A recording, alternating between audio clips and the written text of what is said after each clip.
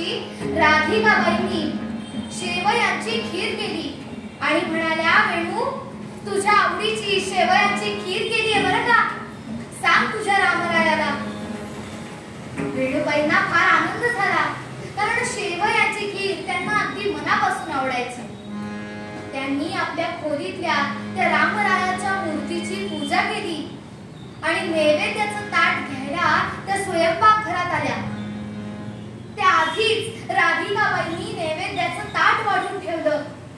त्यात ती खिरीची वाटी ठेवली आणि जहाल असं विषारी असं भयंकर असं ते बचनागाचं विष त्या खिरीमध्ये कालवलं आणि ते नैवेद्याचं ताट त्यांनी वेणूबाई पुढे ठेवलं. कालवनी बचनागते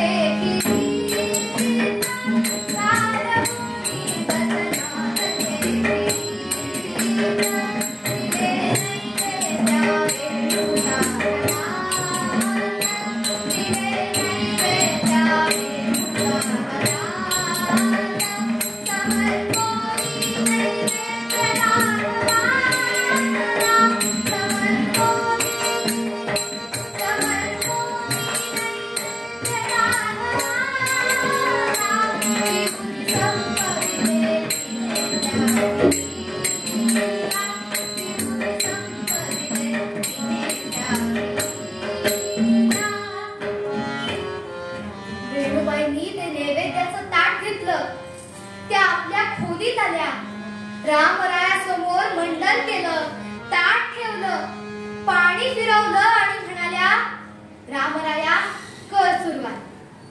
आज काय बुवा, एकाची मज्जाच आहे, नैवेद्यात शेवयांची खीर आहे. असं म्हणून त्यांनी राम नामाचा जप करायला सुरुवात केली. पण या वेणूबाईंना माहित नव्हतं की नियतीने त्यांच्या समोर काय भयंकर असं वाढून ठेवलंय. वेणूबाईंनी जप केला आणि रामरायाला म्हणाल्या, रामराया जेवलास ना रे पोटभर, आता मी करू का प्रसाद ग्रहण. असं म्हणून त्यांनी त्या नैवेद्याच्या ताटातली सगळ्यात पहिली ती खिरीची वाटी उचलली. ती खिरीची वाटी आपल्या ओठांना लावली आणि घट घट घट घट करत त्यांनी ती सगळी खीर संपवली. त्या खिरीतल्या त्या बचनागाच्या विषानं आपला परिणाम दाखवायला सुरुवात केली.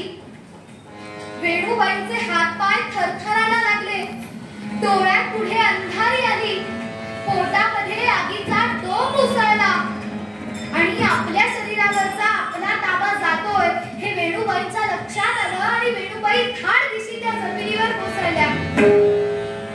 पण त्या परिस्थितीतही वेणूबाईंनी रामनाम घेणं काही सोडलं नाही. तेव्हाही त्या रामाच्या नामाचा जपच करत होत्या. धाव रे राम राया, धाव रे राम राया, धाव रे राम राया.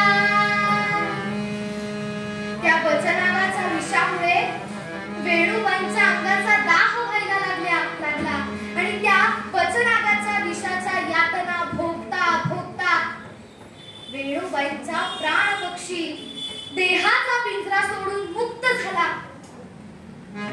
हे सगळं पाहण्यासाठी राधिकाबाई आणि गोपजीपंत दाराच्या आडून हे सगळं पाहत होते. अहो, जिने जन्म दिला तीच जन्मदात्री आज मृत्यूदात्री होऊन आपली पोरगी मेली की नाही याची खात्री करत होती. गोपजीपंतांनी आणि राधिकाबाईंनी वेणूबाई मेल्याची खात्री केली आणि त्यांची ती खोली बंद केली. गोपजीपंत बाहेर आले. त्यांनी आपल्या वाड्याच्या मुख्य दरवाजाला कडी आगळ घातलं आणि येऊन आराम खुर्चीत विसावले. इकडे चाफळाच्या राम मंदिरामध्ये समर्थांचं कीर्तन सुरू होतं. झांज घेऊन कल्याण स्वामी बसले होते. कीर्तन तर सुरू होतं, कीर्तन उत्तम झालं, पण आज कीर्तनाला नेहमीसारखा रंग चढला नाही. कीर्तनात आज समर्थांचं लक्ष नव्हतं. समर्थ फार अस्वस्थ होते हे कल्याण स्वामींनी जाणलं आणि समर्थांनी झाले कीर्तन शेवट गोड करा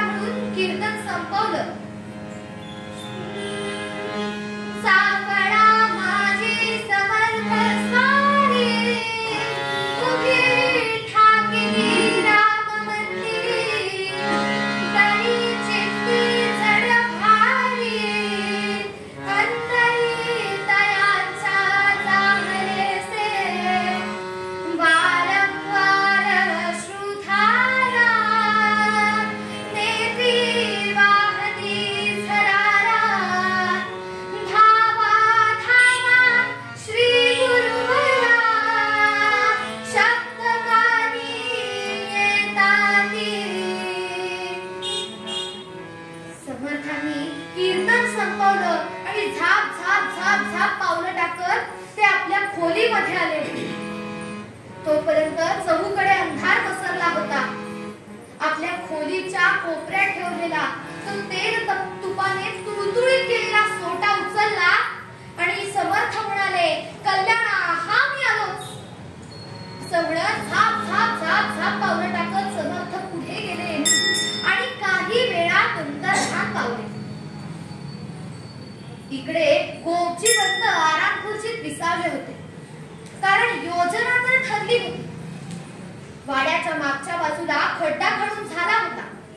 आता सगळीकडे गाव शांत झाला, सगळीकडे अंधार पसरला. याची खात्री करून वेणूबाईंचा देह त्या वाड्या मागच्या खड्ड्यामध्ये पुरायचा, त्याच्यावर माती सारायची आणि पुन्हा घरी यायचं. बर, त्यात जर कोणी विचारलं की वेणू कुठे दिसत नाही, कुठे सासरी गेलीये का, तर सांगायचं, हो सासरी गेली. सासरच्यांनी विचारलं तर सांगायचं, आम्ही इथून पाठवली होती, तिकडे पोहोचली नाही, याला आम्ही तरी काय करणार. इतक्या निष्ठुरतेने गोपजीबंदांची योजना आधीच ठरली.